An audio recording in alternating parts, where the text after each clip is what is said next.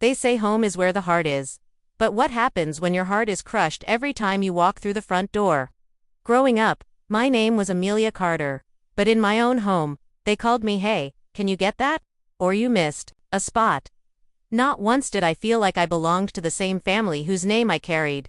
And I didn't realize how wrong that was, how deeply unfair and, if I was almost too numb to feel anything at all. My earliest memories aren't of bedtime stories or birthday candles. They're of mop handles. Of scrubbing the kitchen floor at 6 years old while my siblings laughed in the living room. Of folding laundry that wasn't mine. Of setting the table while my mother complained about how slow I was. And how ungrateful I'd turned out. Ungrateful, that was her favorite word for me. Not sweetheart, not honey, not even Amelia. No, those were reserved for my older brother Luke and my baby sister Chloe. The golden boy and the porcelain doll. Luke could do no wrong. Chloe, well, she could scream her head off in the middle of the grocery store and still get ice cream afterward. But me, I once forgot to soak the lentils before dinner and was told I'd never be cut out for a real life. What does that even mean to say to a 12-year-old? It didn't matter how hard I tried. If I cleaned the entire living room, she'd say I missed the corners. If I brought home an A, she'd ask why it wasn't an A. And if Luke brought home a C, there were hugs and hot chocolate, and he's doing his best, leave him be. I wasn't allowed to have a bad day. Or dreams. Or flaws. By 14, I stopped asking for things. No more field trips. No more birthday gifts. No more school dances. I learned how to iron Luke's shirts and curl Chloe's hair for family photos I was rarely in. They'd prop me behind them or crop me out later. One Christmas, Chloe posted a picture with the caption, "The best family ever." I was behind the camera. But maybe the moment that sealed it for me happened on my 16th birthday. I woke up earlier than usual. I made pancakes, eggs, bacon, set the table, cleaned the living room. Mom was having friends over that evening, so I vacuumed twice, scrubbed the bathroom grout with a toothbrush, polished the mirrors. I thought, just maybe, if everything was perfect, they'd say something nice. Maybe a card. Maybe a card. Maybe a happy birthday, Amelia. The doorbell rang at 6. I was still in my cleaning clothes, a worn hoodie and bleach-stained sweatpants. I hadn't had time to shower. My mom's friends arrived with bottles of wine and high-pitched laughter. They were seated in the living room while I stayed in the kitchen. Out of sight, warming appetizers I didn't get to eat. From the hallway, I heard one of them ask, "And where's your third child?" "Amelia, right?" My mom laughed. "Oh, Amelia, she keeps the place running. Bless her. She's always so, handy. Like having a little housekeeper." I froze. Not daughter. Not smart. Not kind. Not even present. Just handy. I didn't cry that night. I wish I had. Crying would have meant I still cared. Instead, I stood by the sink, dish soap stinging my cracked hands, and felt hollow, like I was a shadow with chores. After they left, I finally sat down at the kitchen island, alone, and stared at the uneaten slice of cake I'd bought for myself the day before because no one else remembered. You'd think that would be the moment I decided to leave, that I'd stand up, march out, claim my freedom. No. The truth is far more complicated than that, because when you've been conditioned to see yourself as less than, it doesn't just click off in a single night. You carry it. You question yourself. You think, maybe they're right. Maybe I really am only good for cleaning up after the people who matter more. It takes years to undo that kind of programming, but that night, something began. Something small, like a hairline crack across a porcelain plate, invisible to everyone but you. But over time, pressure makes it grow. That night, I started writing. I had an old notebook from school with half the pages torn out. On the first clean page, I wrote, "I'm not what they say I am. I'm not nothing. I feel everything too much. Maybe that's why they hate me." And for the first time in a long, long while, I believed myself. Just a little. That notebook became my safe haven. I wrote in it every night, whispering secrets to the page I could never say out loud. I dreamed, quietly, about college. About moving away. About having a front door that opened to my life, not theirs. I used to ask myself, why me? But eventually, I asked, why not me? They may have handed Luke everything. They may have spoiled Chloe with praise and gifts and soft words. But me, I had something they couldn't take away. I had the truth. And truth, real, undeniable truth, has a funny way of rising. Even when it's buried under years of silence. You know that feeling when you're invisible so long, you start to wonder if you're really there at all. That's where I lived, but trust me when I say if you've ever felt like the maid in your own story. You are so much more than they ever saw. This is how I stopped asking to be seen and started building a world where I couldn't be ignored. I don't know the exact day it happened, but there was a shift, an invisible turning of the tide. It wasn't loud or cinematic. No slammed doors, no big declarations. Just a quiet click inside me that said, enough. I started saving every dollar I could. Birthday money from my aunt in Oregon stuffed into an envelope and hidden under my mattress. The 20 I got from babysitting the neighbor's kid. Tucked in a biology textbook I pretended to read cover to cover. Even lunch money I skipped meals when I could. Told them I wasn't hungry.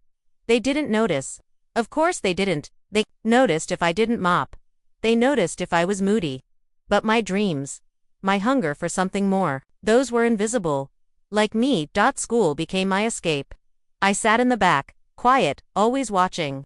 While other kids passed notes or whispered about crushes, I took notes like my life depended on it. Maybe it did. Mrs. Denning, my English teacher, was the first adult who ever looked me in the eye and said, "You have a voice, Amelia. Don't let anyone shut it down." I almost cried right there in the middle of class. She nominated me for a statewide writing competition without telling me. I didn't win, but I made it to the finals. When I showed my mother the letter, she barely skimmed it and said, "That's cute. But writers don't make money. Be realistic. Be realistic." What she meant was, stay small, stay silent, stay here and make my coffee the way I like it. But something had awakened in me. That little crack I mentioned, it had widened. I began spending more time at the public library, walking 2 miles each way because I didn't have a car, and asking questions about scholarships, financial aid, applications. I used their computers when I was at home, mysteriously, never worked when I needed it. I applied to 10 colleges. Did it all behind their backs.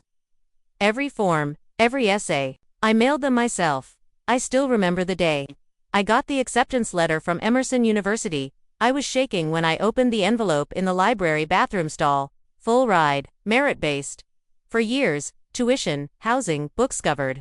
I sank to the floor and cried, clutching that letter like it was oxygen. Like it was the first proof that maybe my life could be my own. But telling them, that would be the hard part. I didn't expect celebration, but I hadn't prepared for cruelty either. Dinner that night was meatloaf. Luke was bragging about a new internship Dad had arranged for him at his firm. Chloe was talking about prom. Mom was scrolling on her phone. I waited for a pause. There wasn't one. So I just said it. I got into Emerson. Full ride. Silence then. Dad laughed. Emerson, that artsy school. What, you gonna major in feelings? Chloe smirked. Wait, you got in. How? My mother said, "That's sweet, Amelia. But who's going to do everything around here if you leave?" That sentence shattered something inside me that hadn't even healed yet. Who's going to do everything if you leave? Not "we're proud of you." Not "you did this all on your own." Just a reminder that I was useful to them. Not valuable. Not loved. Just useful. I didn't yell. I didn't cry. I just stood up, left my plate on the table, and went upstairs 2 months later. I packed my bags. I told them the day before I left. I was already enrolled. Already had my dorm assignment. I found a bus that would take me across state lines. Mrs. Denning helped me buy the ticket. I had saved enough for 3 months of food, just in case. They didn't come to the bus station. No hug, no goodbye. Just an empty driveway and a voicemail from Mom, saying, "When this all comes crashing down, don't come running back." But here's the thing about people who treat you like you're disposable. They expect you to need them forever. They expect your identity to unravel without their approval. But I didn't unravel. I evolved. Emerson was, magic. For the first time, I woke up and no one asked me to clean something. No one barked orders or dismissed my voice. I was just, Amelia. I was free. I worked 3 jobs: campus cafe, library assistant, and part-time copy editor for a local magazine. I was exhausted, yes, but it was the kind of tired that comes with purpose, not servitude. People began to notice my writing. I published small pieces. Won a few contests. Then bigger ones. I was invited to speak on a panel my junior year, something about young voices in media. One article I wrote about generational trauma and invisible labor went viral. That one really struck a nerve. Suddenly, strangers were emailing me. Agents, editors, people who said, "You told my story. You made me feel seen." One woman said she'd printed out my article and read it to her daughter. Meanwhile, I heard nothing from my family. Well, that's not true. Chloe tagged me in a Facebook post once. Something like, "So proud of my sis. She's killing it." She hadn't even texted me. You ever have someone praise you publicly, just so they can bask in your light but never once check if your flame is still burning? Yeah, that was her. But I kept going. By the time I graduated, I had a publishing deal. I'd written a memoir, brutal, honest. I didn't name them, but I didn't have to. The story spoke for itself. It was titled, The Housekeeper's Daughter. And then came the phone call. A journalist wanted to profile me for a national magazine. There'd be a press conference. The story was already trending. The publisher wanted me to speak. The night before the event, I received a message from my mother. 3 words, "We should talk." I stared at the screen, pulse pounding. For a moment, I wondered if she'd changed, if she'd apologize. If she'd finally see me as a person, and not just a function. I shouldn't have wondered. Because what came next would remind me exactly who she was and who I no longer had to be. She showed up to the press conference, not announced, not invited, not even mentioned in passing. But there she was in the lobby of the hotel, in a cream blouse too polished for sincerity, clutching her purse like it was armor. And when I saw her, when our eyes met, I didn't feel what I thought I might. Not rage, not relief, just recognition, like meeting a ghost of the life I had to bury in order to grow. She smiled. That same brittle smile she wore at PTA meetings when pretending we were a happy family. "Amelia," she said, with a breath that tried to sound maternal. "You look successful. Not beautiful, not radiant, just successful, like a resume dressed in skin." I wanted to walk past her. I almost did, but I paused, because sometimes closure doesn't come wrapped in apologies. Sometimes, it demands confrontation. "What are you doing here, Mom?" She blinked at the bluntness. She always hated when I got direct. I thought it might be time. Time we let the past go. Let the past go. "You mean your past, not mine. You mean your guilt, not my scars." "I have an event to get to," I said. She stepped forward, lowered her voice, but the sweetness was slipping. "You know, I think it would really mean a lot to the press if your family were here. It'd show balance, grace, redemption." People eat that up. There it was. The real reason, not to support me, not to apologize. Optics, the old PR strategy dressed in maternal guilt.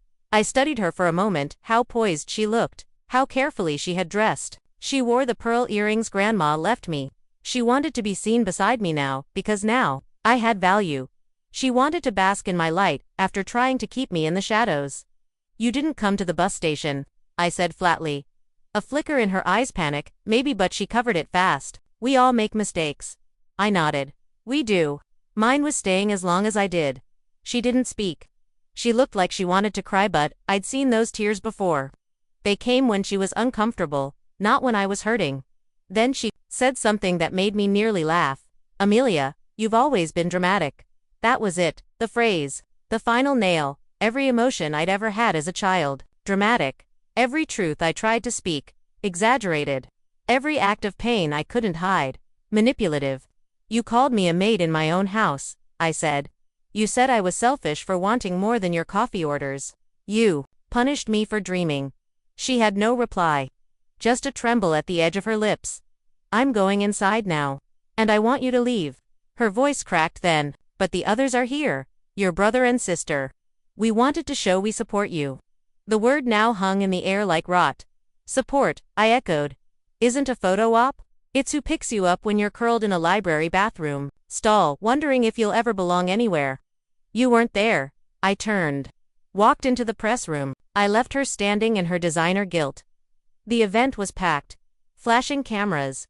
Journalists murmuring my name. My book behind me, projected in bold letters across the stage. The housekeeper's daughter. I sat at the table, microphone on. One woman leaned in with wide eyes and a reverent whisper. "You're so brave. Your story, it's going to change lives."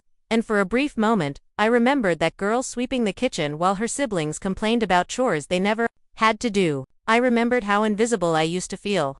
How loud my dreams screamed into the silence of that house. So I spoke. I spoke about unpaid labor cloaked as family duty. I spoke about emotional neglect wrapped in pretty dinners and picture day smiles. I told them what it meant to be told, you're less every day on to fight anyway. To build yourself from broken pieces no one thought were worth gluing back together. I didn't name names. I didn't need to. The truth is, a current. It travels on its own. When it was over, they clapped. Some people cried. A little girl with messy braids asked for my autograph and said, I want to write books, too.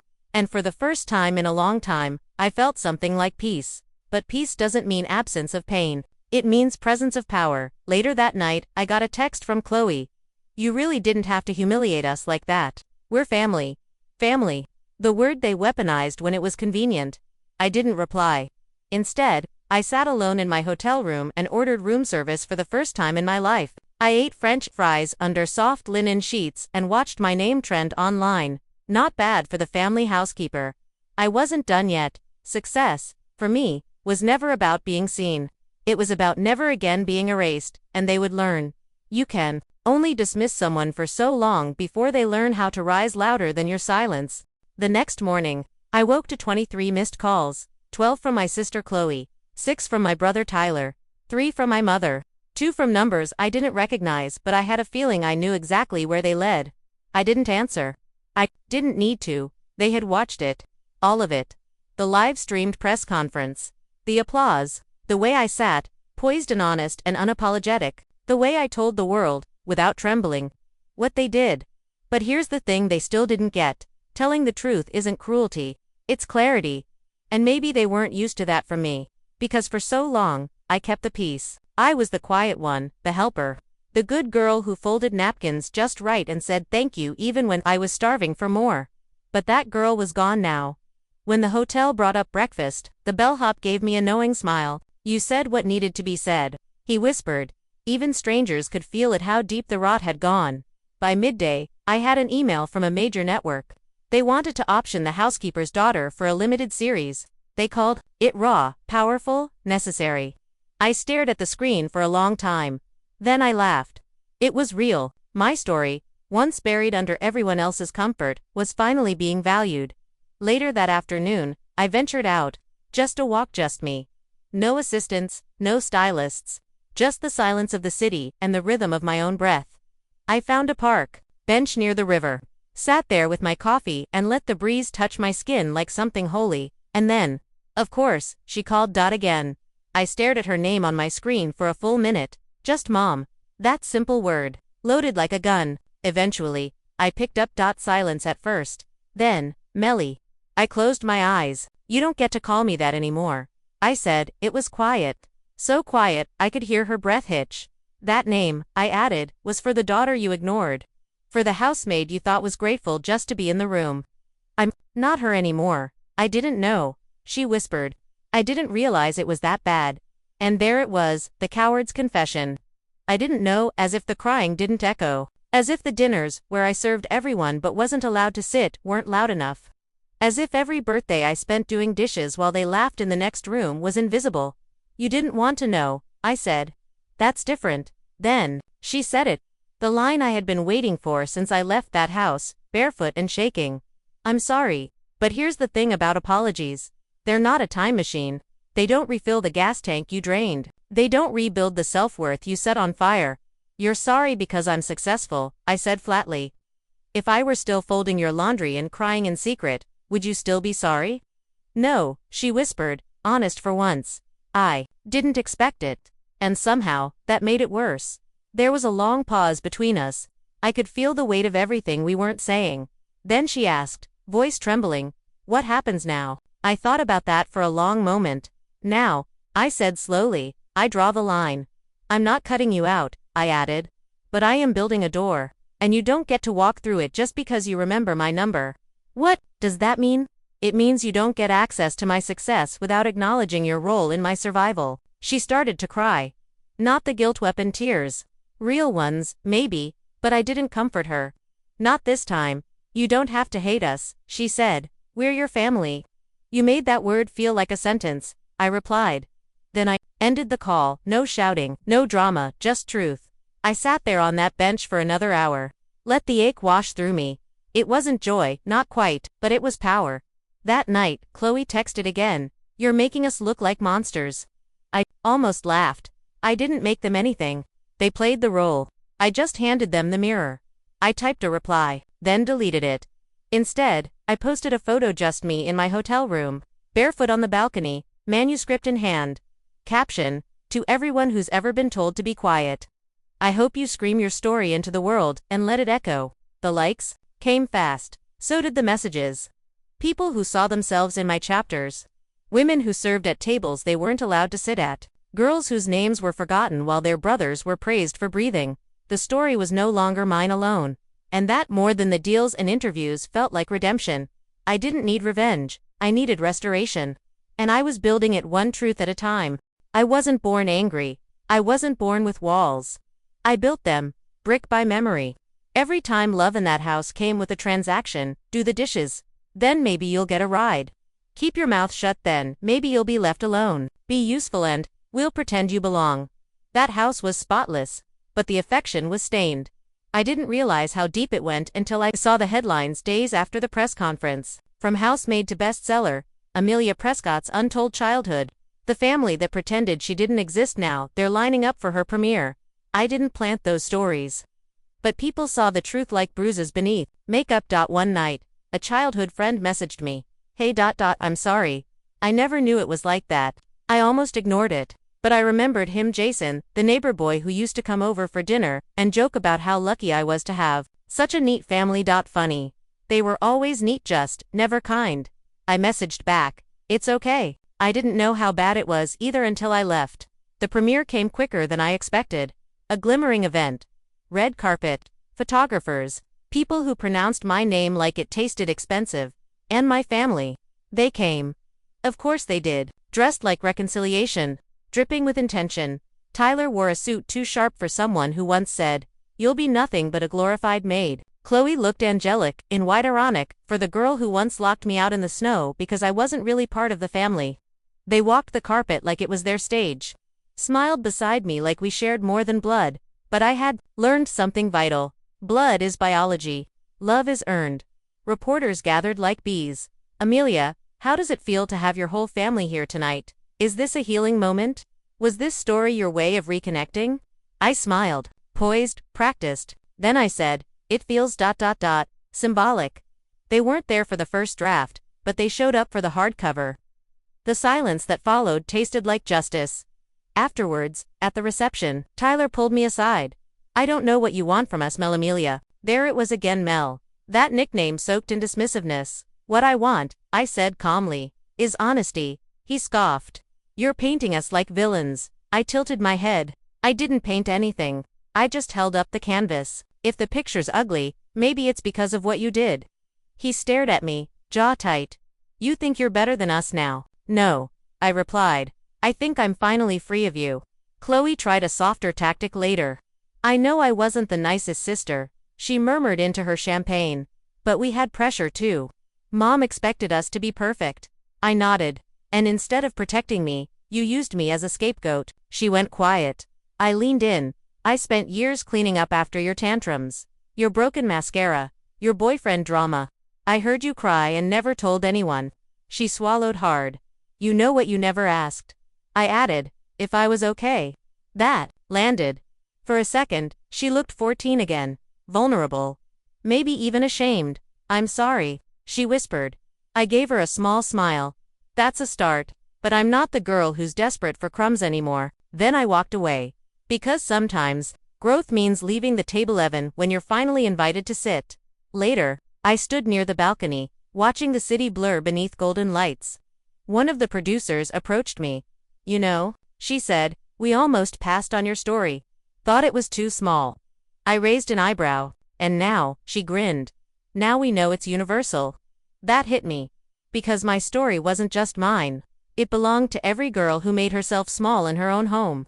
To every daughter used like a housekeeper and called ungrateful when she dared to want love without labor. That night, I went home alone. Not to an empty apartment, but to a space that was mine. Clean, quiet, free. I took off the dress, wiped away the makeup, and looked at myself in the mirror. No titles, no applause, just Amelia, and for the first time that name felt whole. It started with a text from Chloe. So, are you coming home for the holidays or? Home. That word again. The word they used when it was convenient, when the optics required a full family photo. When they wanted to check the box next to we tried. I stared at her message while my assistant unboxed the charity auction invites I needed to review. Outside my window, New York was dressed in frost and fairy lights. Inside, warmth, silence, no one yelling about burnt pie crusts or who forgot to pick up the turkey. It had taken years to realize that peace wasn't the absence of noise. It was the absence of neglect. So no, I wasn't going home for Christmas, because the house where I was born wasn't the same as the home I'd built for myself. But I didn't respond. Not right away. Instead, I pulled out the letter I'd received 2 days earlier. Handwritten, carefully worded, Dear Ms. Prescott. Thank you for your generous support of the Rising Daughters Foundation. Your story inspired the girls at our shelter, more than you'll ever know. There was a photo attached. 7 teenage girls, arms linked, all holding copies of my book. They'd underlined sentences, dog-eared chapters. One even wrote, I'm not a maid. I'm a miracle in the margin. I cried when I saw it. Not because I was proud, but because for the first time, I wasn't invisible. When Chloe's follow-up text came ***, Mom says it would mean a lot if you were here. ***, I finally replied. I'll be spending Christmas at the shelter this year. With the girls. Tell Mom, the meaning of a lot has changed for me. She left me on read, no surprise there a few hours later. Tyler called. Again. I let it ring. Again. He left a voicemail this time. His voice was tight, defensive. Just so you know, Mom's not doing great. She keeps saying this isn't how she wanted things to go. You made your point, Amelia. But don't you think it's time to let it go? Ah, there it was. The classic. Guilt-shuffle. Let it go. As if trauma were a purse I'd chosen to carry. As if choosing myself was the same as punishing them. I didn't return the call. I just packed my bags. The shelter was in Vermont. Small, warm, full of stories that hadn't yet found their endings. On Christmas Eve, we sat around a mismatched tree, wrapped in thrifted sweaters and shared grief. One girl, Kennedy, 16, braces and scars, asked me, what was the worst part for you? And I said, truthfully, the way they made me feel like my worth had to be earned. The room went still. Then she said, same. We didn't need carols. We had honesty. We had laughter that didn't come with strings. We had soup and cookies and no one demanding we smile for a picture that would be captioned, family. Later that night, I got a call from an unknown number. I answered without thinking. Amelia, my mother's voice trembled. Please. I didn't speak. I let the silence hold her accountable. I just wanted one Christmas photo with all of us again. She whispered, but there was never an all of us. I said, not really. I was your help, not your daughter. She started crying. You're right. I know you're right. But I don't know how to fix it. I could have offered her a ladder, a rope, a map. Instead, I offered her the truth. You don't get to fix it on a schedule. Healing isn't a seasonal performance. She went quiet. I'll call you in the new year, I added. Not as your little girl. As a grown woman, one who no longer accepts love that costs her dignity. Then I hung up. Kennedy had fallen, asleep on the couch. Clutching a worn copy of my book like a lifeline, I draped a blanket over her shoulders and whispered, you are more than where you came from. She didn't stir, but I knew she heard me. Somehow, and in that moment, I realized I hadn't lost a family. I had found one. Not the kind with matching pajamas and obligatory hugs, but the kind built from truth, from survival, from chosen bonds. I went to bed that night with no ornaments, no traditions. But for the first time in years, I didn't ache. Because I wasn't missing Christmas, I was living it on my terms.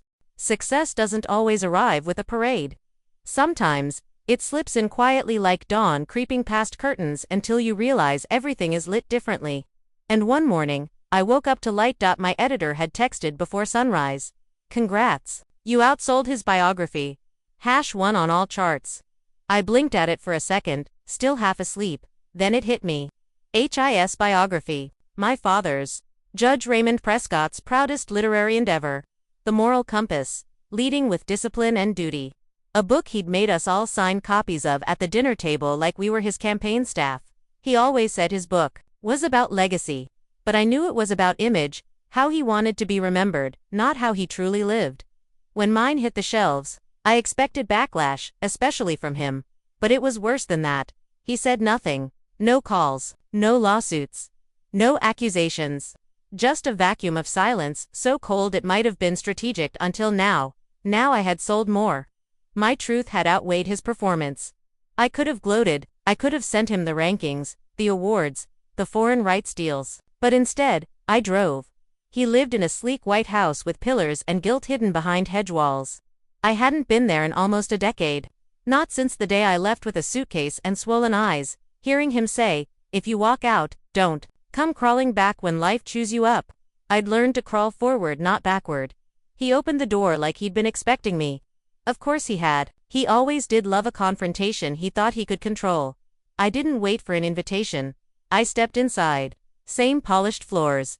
Same cold air. It smelled like wax and repression. "I suppose you're here to talk about the book," he said, hands behind his back.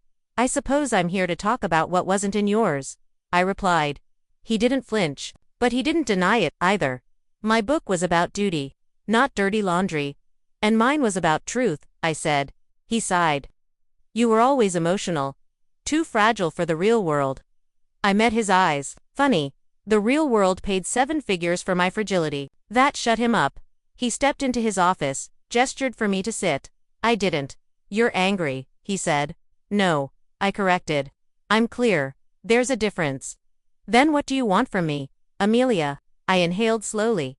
"The same thing I wanted at 12. At 16, even at 23. To be seen. Not as your maid, not as your mistake, but as a person." He looked older than I remembered, lines deeper, eyes less sharp, and still, somehow, unsoftened. "You think your little memoir gives you moral high ground?" he asked. "You made us look like monsters." "You acted like monsters," I said, voice steady. I just stopped lying about it. For a moment, silence fell, not heavy, just final. "You're never going to forgive me, are you?" he asked. "Forgiveness isn't a favor I owe you," I said. "It's a peace I've earned, for myself, without you." I turned to leave, then paused. "I dedicated the second printing to someone," I said. He looked curious. "To the girl who cleaned floors so her siblings could shine me, she finally take up space." And I walked out, no closure, just clarity. The next morning, the press called. They wanted quotes about the numbers, the milestones, the rivalry with my father's reputation. I gave them this. My book was never about revenge. It was about reclaiming. His told the world what he thought leadership looked like. Mine told the world what survival feels like. The story went viral again. Not because I was clever, but because so many people had fathers like mine. Mothers who labeled obedience as love. Siblings who never saw past your usefulness. One girl emailed me, "Your book made me leave my parents' house. I slept on a friend's couch for a week, and I've never felt freer." I printed that email out. Framed it, not as proof of influence, but as a reminder, when we tell the truth, we give others permission to escape their cages. That day, I didn't return any family messages. I went to the studio instead. Taped a podcast. Talked about the myth of family duty. I said things like, "Family isn't who you're born to. It's who doesn't weaponize your love." And, sometimes, walking away is the most loyal thing you can do for yourself. I got hate for it, too. People online who called me dramatic, ungrateful, bitter. But I'd learned something powerful. Healing isn't always pretty. It's loud, it's angry, it's uncomfortable. And sometimes, it outsells the lies. I hadn't planned to attend the gala, but they insisted. The publisher, the sponsors, the Women's Advocacy Foundation that was hosting it in my name. "You're the keynote, Amelia. This is your story, your stage." It felt surreal. A year ago, I was still too nervous to speak on podcasts.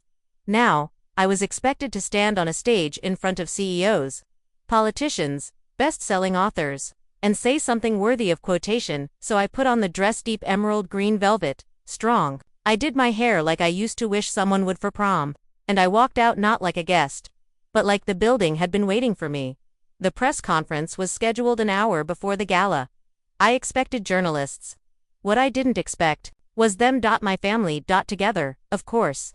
That would have required humility. But there was Chloe near the back row, pretending to be on her phone. Tyler, off to the side, half hiding behind a sponsor banner. And my mother front and center, spine stiff, face unreadable. She wore pearls. Of course, she wore pearls. The irony, I was there to give a speech on how women are too often silenced in the very homes that should protect them. And the architects of my silence were sitting 10 feet away. The event manager leaned over and whispered, "Ready?" I nodded. The moment I stepped onto the stage, the room changed. Not just because of who I was now, but because of who I had become, despite them. The cameras clicked, the lights caught every breath. I looked at my mother just once. Her mouth was tight. Her hand trembled slightly as she adjusted her purse. Then I looked out at the rest, and I began.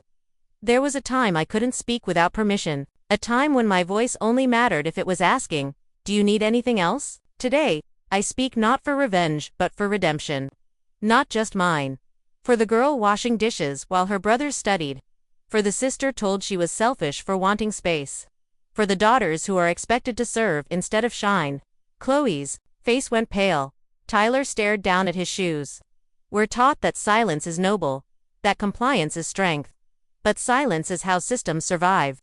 And compliance is how abuse becomes tradition. I paused intentionally, letting the words land. Letting my family feel every ounce of the truth they'd spent years denying. I wrote a book. It wasn't for the bestseller list.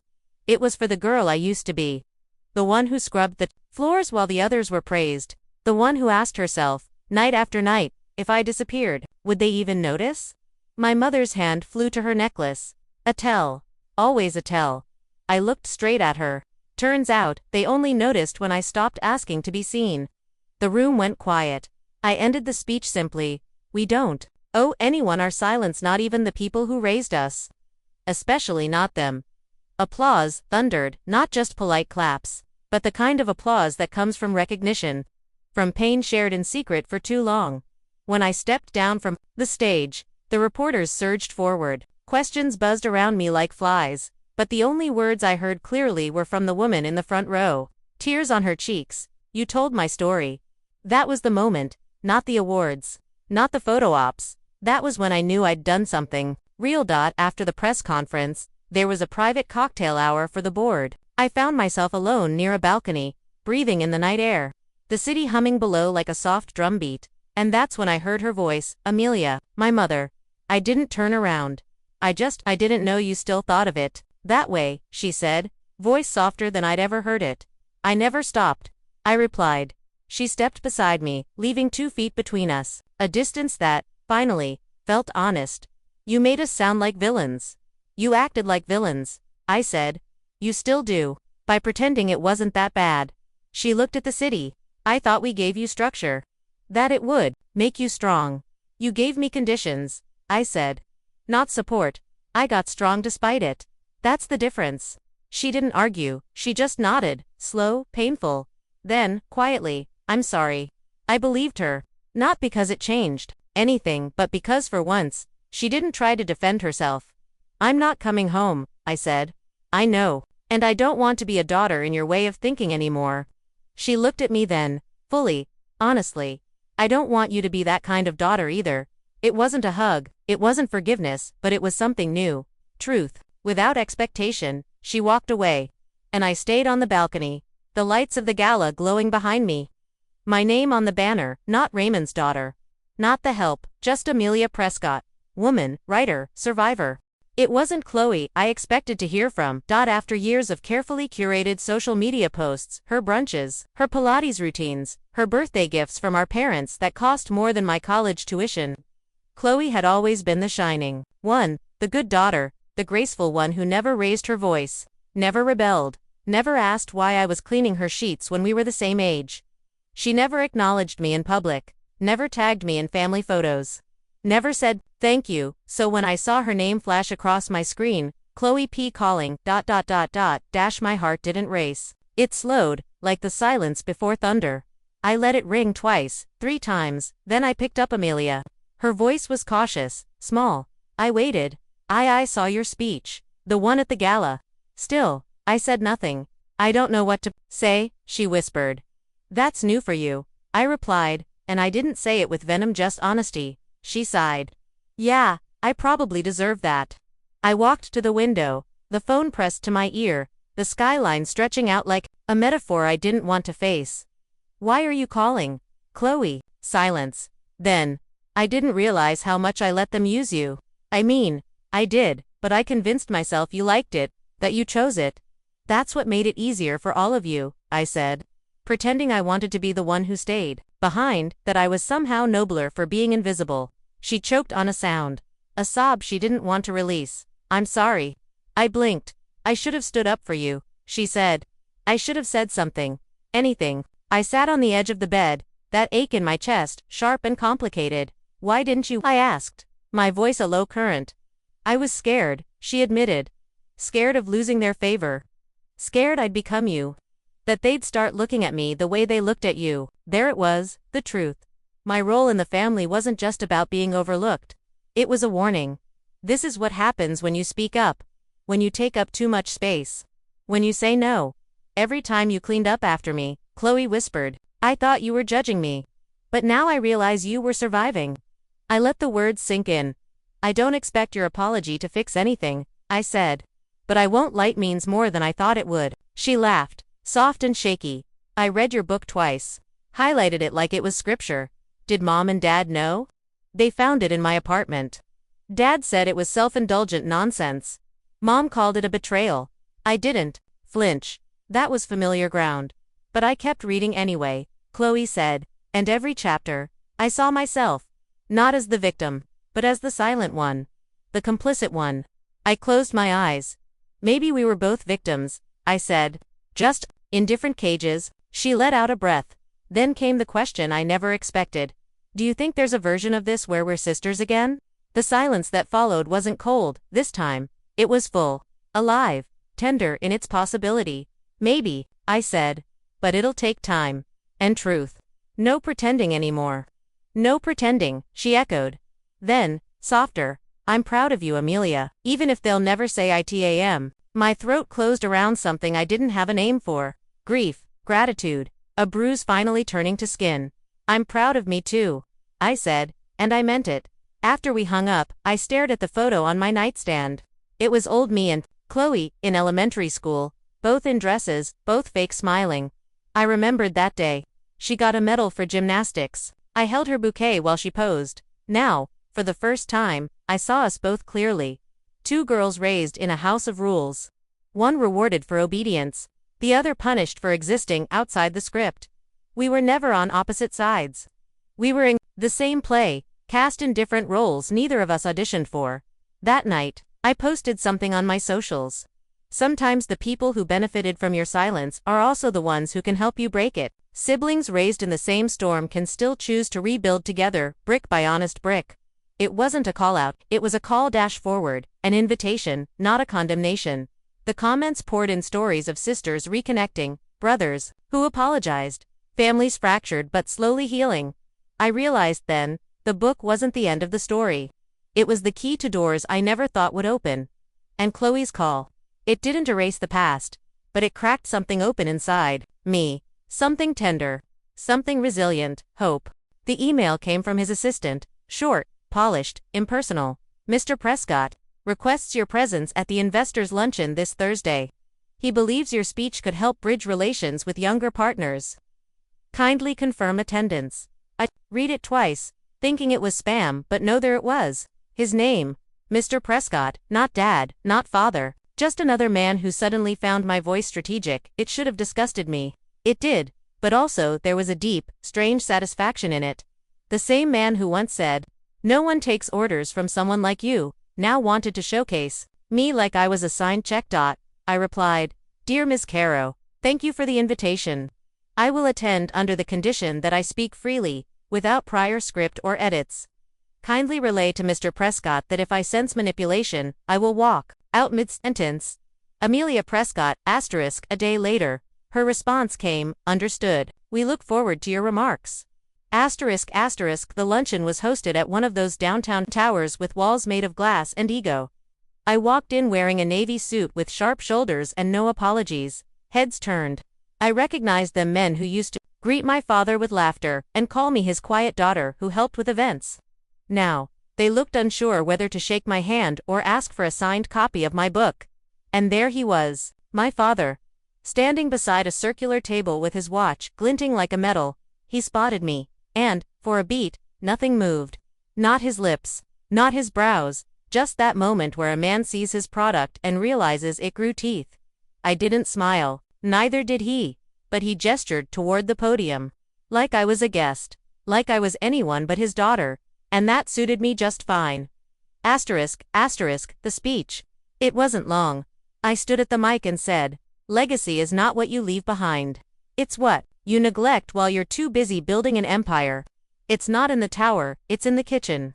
The bedrooms, the nights you never checked if your child was awake or afraid.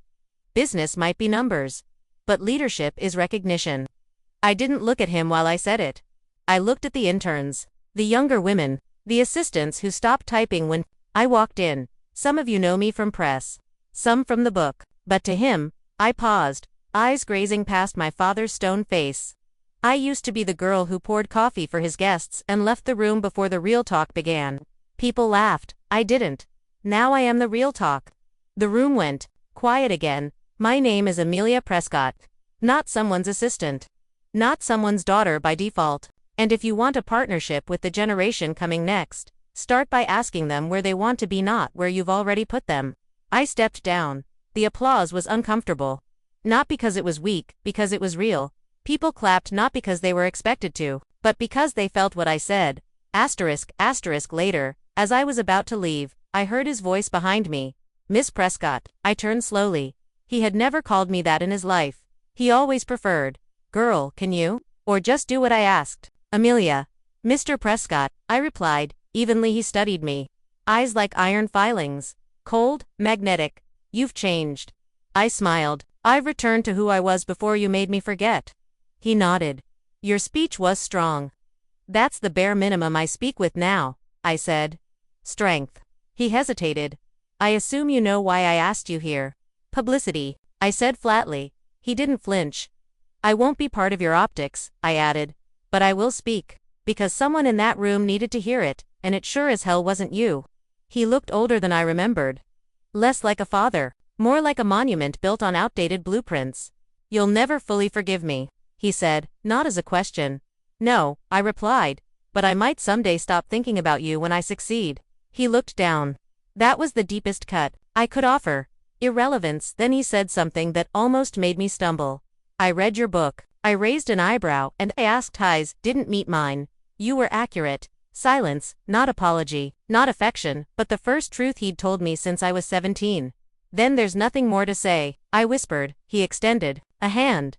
I didn't take it. I walked past him, head high, the air shifting behind me like a curtain torn open. That night, I wrote in my journal, he called me Miss Prescott, not daughter, not Amelia, Miss Prescott, a title he never gave, but now must live with. It didn't hurt, it didn't heal, but it closed something, and in that closing, I heard the sound of my own story locking into place, not with rage, with resolve. It was a panel on rebuilding equity in creative industries, one of those high-profile events at the Metropolitan, velvet ropes and all. I was one of 3 keynote speakers. The others had decades in the game, critics, directors, CEOs of legacy firms. And then there was me, the former maid in her own home, the girl who used to iron her father's shirts and take phone calls in silence. Funny how things turn. Backstage, someone handed me a name card with Amelia Prescott, author, human rights fellow founder, Glasshouse Initiative printed in bold serif. I traced the edges of the card with my fingertip, not because I was nervous, because I was ready. The stage lights were hot, the kind that force honesty, and as I walked out, I caught them sitting in the 5th row, my mother and my brother, Eric. Chloe had warned me they might come. I didn't ask how she knew. Part of me had expected it. They looked out of place. Mom wore that familiar pearl-set expression of someone trying to pretend she belonged. Eric sat stiffly, as if trying not to be seen yet somehow hoping to be acknowledged. But this time, I wasn't performing for them. This wasn't a family dinner. This was my world now, and I would speak as if they weren't there at all. The moderator introduced us with credentials and sound bites, then turned to me and said, You've spoken openly about systemic dismissal within families and institutions alike. Can you talk about where courage comes from in the face of deep personal invalidation? I leaned toward the mic, voice even. Courage doesn't always roar. Sometimes, it whispers. Leave the house before it kills what's left of your name. I learned that in a home where I wasn't called daughter, but the help. Where dreams were treated like delusions, and silence was mistaken for grace. There were murmurs. A sharp inhale from someone behind my mother. I continued. The hardest part isn't leaving. It's realizing they never asked you to stay. They just assumed you would. That your worth was tied to how well you folded towels, how often you smiled at insults, how small you could make yourself to fit in the cracks of their expectations. I paused. Let the weight settle. But I stopped shrinking. I stopped explaining. I looked out at the room, past my mother's strained posture, past Eric's anxious jawline, to the young woman in the back row clutching a notepad like a lifeline. Her eyes gleamed with tears. I locked onto her. You don't owe loyalty to people who built their comfort on your obedience. Your voice doesn't need their permission to exist. Speak anyway. Even if your voice trembles. Even if your mother winces. Even if your brother can't look you in the eye. There I said it. Not with vengeance.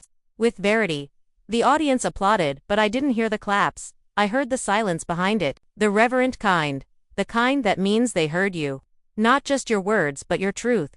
Afterward, I lingered by the refreshment tables. An older man approached someone from the publishing industry. You rewrote the idea of survival, he said. Your speech hit harder than I've seen in years.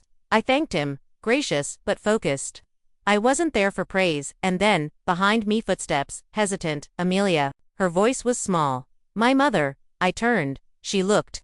Not broken, not apologetic. Just mismatched, like someone who packed for the wrong weather. I didn't realize, she began. I tilted my head. Didn't realize what? That it hurt you that much. That we all know, I interrupted. You chose not to realize. Every time you watched me clear your plates, every time you said, well, that's just how families are, you chose blindness. Her hands shook slightly. I came today because I thought maybe you'd be redeemed by my success. I asked gently, but with steel. She blinked. That familiar look of wanting comfort she never earned. I won't be your redemption arc, I said. I'm not the daughter who lives to prove you were a good mother. Eric stepped forward next. To her, he looked older than I remembered. Sadder too. I never stood up for you, he said. I never even thanked you. You didn't have to, I replied. That was the game, right? I served, you received. That was the system we grew up in. He swallowed hard. I want to do better. If you'll let me. I considered that not forgiveness but space. Then start by listening to the things you pretended not to hear, I said. Every time I speak, don't make it about how uncomfortable you are. Make it about how much I endured. They didn't respond, but they didn't walk away either, which was something. That night. I left the venue with no one by my side, and yet more seen than I had ever been at any family gathering. The weight, that once bent my back, now framed my crown. And for the first time, I understood. I wasn't speaking for revenge. I was speaking to return my name to myself. Amelia, not sweet girl, not maid, not helper. Just Amelia Prescott, and finally the room echoed it back. A week after the panel, I received a message from Eric. No calls, just a short email with a PDF attached. The subject line read, I finally wrote it. I stared at the screen for a long time before clicking. I didn't know what I was expecting. Maybe another apology, maybe some attempt at redemption. Maybe nothing that would ever make a difference. But it wasn't for me. It was addressed to our mother. He had written her a letter and copied me. It began. You always told us that loyalty is quiet service, that love is showing up, even when it's hard. But what if showing up meant standing in the way of someone's freedom? I watched Amelia carry weight none of us offered to lift. And worse, I benefited from it. He laid it all out. The uneven treatment. The way I was pulled from school, events to scrub baseboards.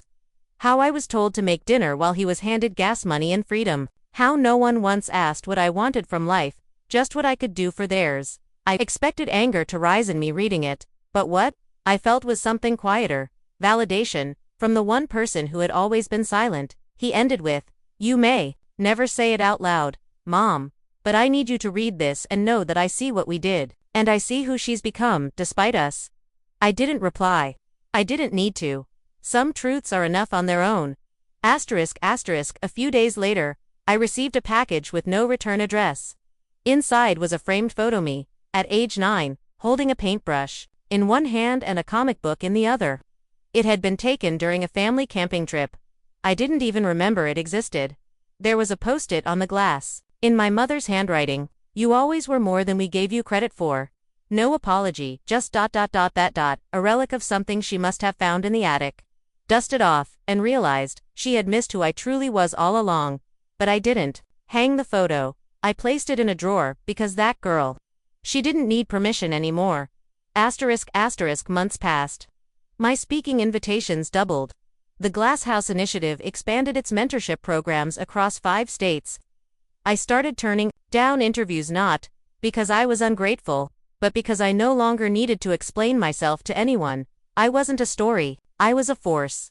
And then one day, during a charity fundraiser, a teenager approached me. She looked no older than 16. Her voice trembled as she spoke. I saw your talk. The one where you said, you don't owe loyalty to people who built their comfort on your obedience. That sentence made me walk away from a foster family that was destroying me. I froze, she continued. Now I'm in a dorm. I'm safe. I'm studying literature. And I tell myself your words when I want to shrink again. My throat tightened. Not from sadness, from recognition. She wasn't me, but she had heard the echo, and, somehow, she found her voice inside it. Asterisk asterisk. I didn't tell my mother about that girl. I didn't tell Eric either, because some victories are quiet. Some revolutions happen in whispers, in letters never read aloud, in old photos found too late. Asterisk asterisk. A month later, I was invited to a televised press conference announcing a global collaboration between mental health organizations, educational initiatives, and the arts. I was to represent the trauma advocacy side, bridging the personal and the political. The moment was historic. I stood at the podium, cameras flashing, the weight of generational silence hanging in the room, and I spoke, not as someone broken by her family, but as someone rebuilt by her refusal to be small.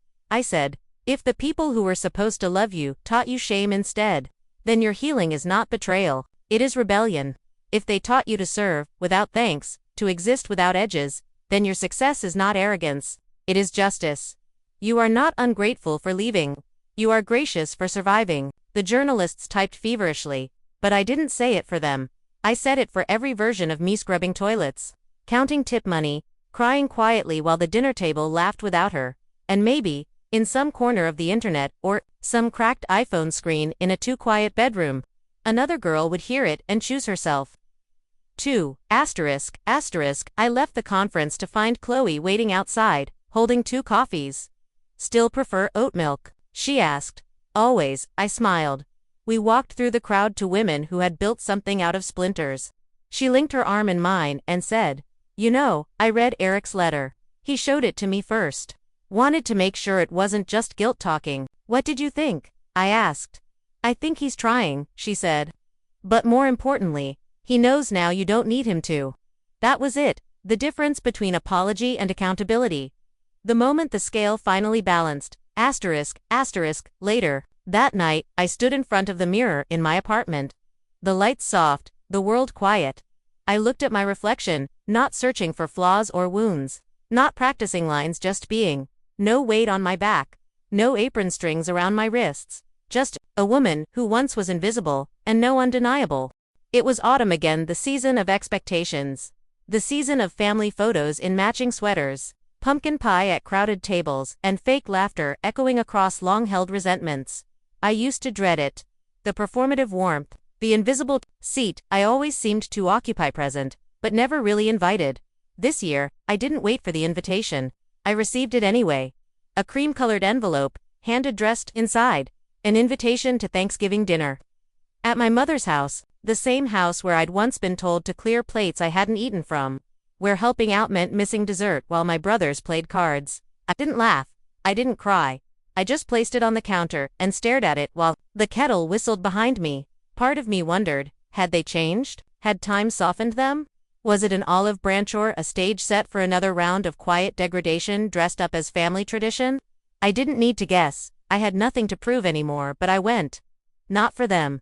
For me, the house smelled the same. That mix of cinnamon and lemon polish. Nostalgia and bleach. My mother answered the door in a beige sweater set, pearls around her neck. Her smile was rehearsed tight around the edges.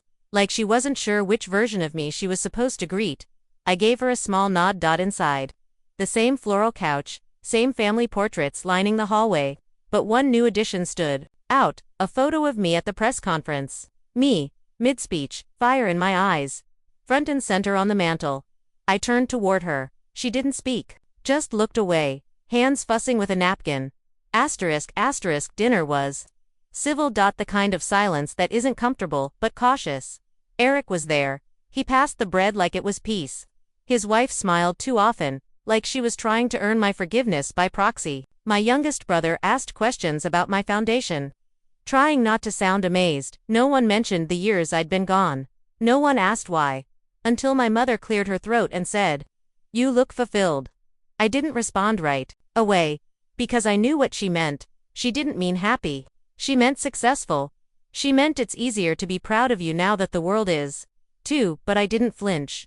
I just said, "I am," and kept eating. Because sometimes dignity is found in not explaining anymore. After dessert. As coats were gathered and small talk resumed, she pulled me aside into the hallway. Her voice was low. "You know, I watch your interviews. I keep up. I even donated last month." I raised an eyebrow. "I used my maiden name," she added, eyes flickering with something like shame. "Why?" I asked. She hesitated. "I didn't want your followers to think you came from people who didn't care." I almost laughed, but it wasn't funny, it was classic. Still more invested in how others saw her than how she'd made me feel. Still afraid of judgment, but not ready to own the harm. So I said the truest thing I could. "You don't have to rewrite history to matter in the present." She blinked.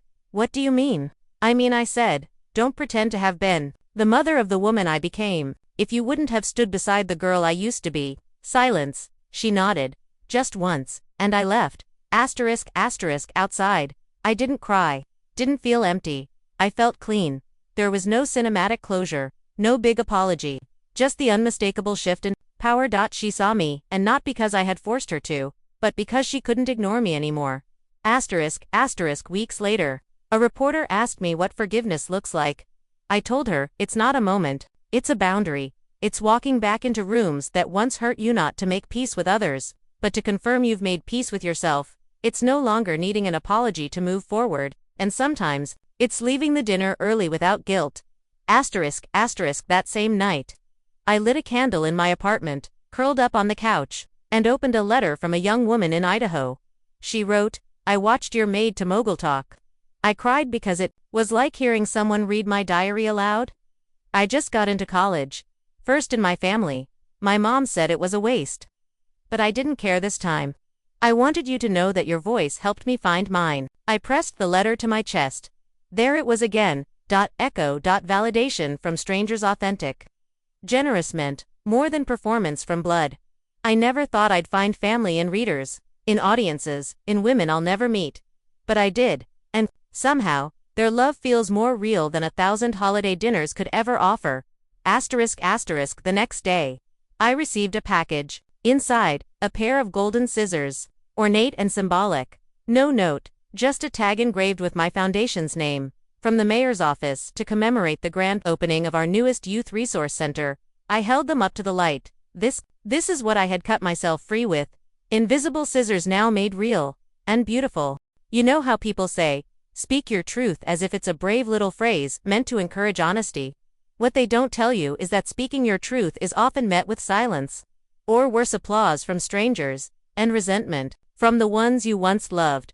My truth wasn't simple. It wasn't glamorous. It wasn't a neat narrative tied with a satin bow. It was jagged, it was bruised. It was inconvenient for the people who preferred me quiet, but I stood anyway, at a podium carved with the city seal, in front of reporters, cameras, community leaders, and a few unexpected guests from my past. It was the ribbon cutting for the newest youth empowerment center, funded by my foundation, built on the very block where I used to walk home in silence after school, fantasizing about escaping my life. Now, it was a space for kids like I once was to dream, to belong, to build, and for once, my voice wasn't shaking. Asterisk, asterisk, I was never supposed to be here. I began. A pause. Not for drama but to feel the weight of it. My story didn't start with hope, it started with dishes. With silence. With being told that I was too much, but somehow never enough. Eyes watched me. Phones recorded. Hearts waited. My brothers were sons. I was a service. A girl with calloused hands and quiet dreams. I wasn't raised to lie, I was raised to not get in the way. I saw a flash in the crowd. My aunt, the one who'd once told me to be grateful I wasn't homeless when I cried over being forced to skip college.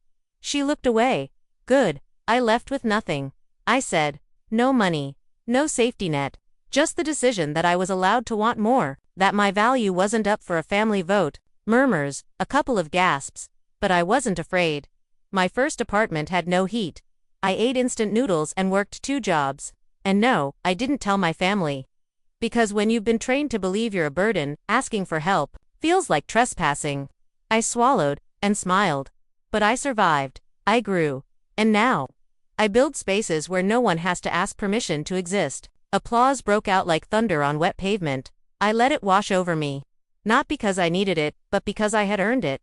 And then I added, softer, some of us spend our entire lives trying to win love that was never meant to be earned in the first place. Today, I'm done auditioning. Asterisk, asterisk, after the ceremony, a young girl approached me. Maybe 14. Hair tied back. Backpack slung low. She didn't say much, just hugged me and whispered, you gave me language for things I thought were just ... me. It cracked something open in me. The little girl I used to be, who cried quietly in closets, finally felt seen, not by a mother or a brother, but by someone who understood. Asterisk, asterisk, later that evening, I checked my phone. Dozens of texts. One from Eric. I watched the live stream. You were powerful. I'm proud of you. I didn't reply, not because I was bitter, but because I was finally free of needing that sentence to breathe. Another from Mom. That was a bit harsh, don't you think? I stared at it for a while, then typed, truth doesn't need to be polite to be necessary. She didn't respond, but she read it. I saw the scene timestamp. Asterisk, asterisk, the news ran clips of my speech all week. Headlines read, from housemaid to heroine. My name rewrites her origin story. I laughed at that one. No, I didn't rewrite anything. I just stopped letting others hold the pen. Asterisk, asterisk, one night, I scrolled through the hundreds of DMs flooding my foundations page. Messages from single moms, queer teens, disabled students, former foster youth, people who knew what it meant to feel invisible in your own home. They didn't want fame. They wanted freedom. And I realized my greatest impact wasn't the speech, it was permission. Permission to feel rage. To mourn what you never got. To build something beautiful with the pieces left behind. That's what I had done. And I was just getting started. Asterisk, asterisk, months passed. Another center opened. Then another. A board position. A TED Talk invitation. People began to refer to me as a force. Not a girl with a chip on her shoulder. Not the one who left, but a force. Funny how they rewrite you when you stop letting your wounds speak for you and start letting your wisdom do it instead. Asterisk, asterisk, one evening, I sat with my team in our new downtown office, glass walls reflecting the skyline. My assistant brought in a box. Inside, a plaque, Women Who Rebuilt Themselves Lifetime Impact Award below it, my name, etched in gold. I smiled. Not because of the award, but because I knew what wasn't written there. No one had handed it to me. No family legacy. No inheritance. Just grit and grace. And that deep, quiet knowing that I was never what they told me I was. I was more, and I had always been. It had been nearly 2 years since I'd last spoken to most of my family. Not out of hatred, no. That would have been easier. Hatred, at least, gives you something solid to carry. But I'd let go. Of expecting apologies. Of needing acknowledgments, of hoping they'd someday say the words that young me had begged to hear. We were wrong. You mattered. I had filled those cracks with truth, poured concrete over silence, and built something no one could take away. But life has a way of circling back. I was scheduled to speak at a national women's conference. The kind of event that people flew in for, dressed in crisp suits and lipstick that meant business. What I didn't know until 2 days before was that my keynote would be followed by a panel, and that one of the panelists had just dropped out, replaced by my sister-in-law, Eric's wife. The same one who once joked at Christmas that some people are just born to serve. Who let my mother talk down to me in front of her kids like I was the cautionary tale of laziness. Now she was going to sit 15 feet from me, sipping water and nodding at my words like we hadn't once stood in the same kitchen where she handed me a mop and said, "You don't mind, right?" Oh, but I did. I minded a lot. Asterisk, the day arrived. I walked on stage in heels that whispered power and a dress that made me look like I owned the building, and maybe I did. In spirit, as I adjusted the mic, I scanned the crowd. She was there. Second row. Next to Eric. Yes, he came to dot, of course he did. It's easy to show up once the spotlight is warm and the seats are velvet. I didn't flinch. Instead, I smiled wide, deliberate, and began. You ever notice how people only want to claim you once you've succeeded without them? Laughter rippled. I used to serve meals in a house that didn't see me. I ironed my brother's shirts while he studied for exams. And I was told, over and over again, that I should be grateful just to be included. Pause. They didn't mean included in dreams, or decisions, or dignity. They meant, don't rock the boat. Don't speak, don't ask. I could feel their eyes. Their discomfort. Good, let them sit in it because I had once been buried under it. I left that home not because I hated them, but because I loved myself enough to stop begging. Murmurs. A few snaps. Some tears. They told me I'd never make it on my own. But I did more than make it. I rose. And I brought others with me. I locked eyes with Eric. He blinked first. Asterisk, backstage. After the applause faded, I found myself alone near the catering table. A moment to breathe. She approached my sister -in-law. She didn't say hi, she said, "That was intense." I raised an eyebrow, she fumbled. "I didn't realize you felt that way. Back then. I wasn't allowed to feel," I said. "I was too busy scrubbing baseboards while you got to be the guest of honor." Silence. Then we didn't know. We thought you were okay with it. I looked at her, and for the first time, she looked away. You never asked. Later, Eric found me outside. He looked older. Not worn, humbled. "I wish I'd done more," he said. "You did enough," I replied. He looked hopeful, until I added, "Enough damage. Enough silence, enough benefiting while I suffered." He nodded. "No defense, that was new." "I saw the foundations. New project," he said. "Impressive." I waited. "Mom wants to talk. She says she's proud of you." I laughed. Loud. Sharp. Pride without accountability is cheap. He flinched, then quietly, he said, "Do you hate us?" I looked up at the city skyline. At everything I'd built. At the person I'd become. "No," I said. "I don't hate you. I just don't center you anymore." And that more than rage was the real wound. They weren't villains in there. Minds thought they were just people who let convenience override compassion. And now, they were learning that love with conditions has an expiration date. Weeks later. A letter arrived. From my mother. Handwritten. In it, she said, "I don't know how to apologize for a lifetime of making you feel small. I don't know where to start. But I want to try." I didn't cry. I didn't call. I didn't run back to reclaim a seat at a table I'd outgrown. Instead, I tucked the letter in a drawer.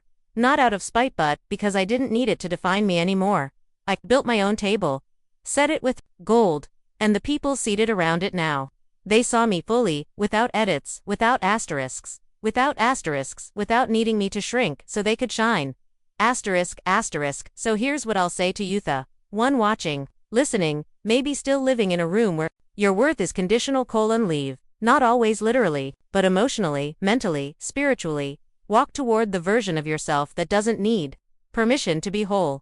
You don't have to hate them. You just don't have to hand them the blueprint of your becoming. Your story is yours. Reclaim it, rewrite it. And if they ever ask, "Why did you leave?" you can say, "Because I finally knew I deserved more than survival. Because I wasn't born to be small." And maybe one day, they'll sit in the audience as you speak. And realize you were never the maid. You were the architect.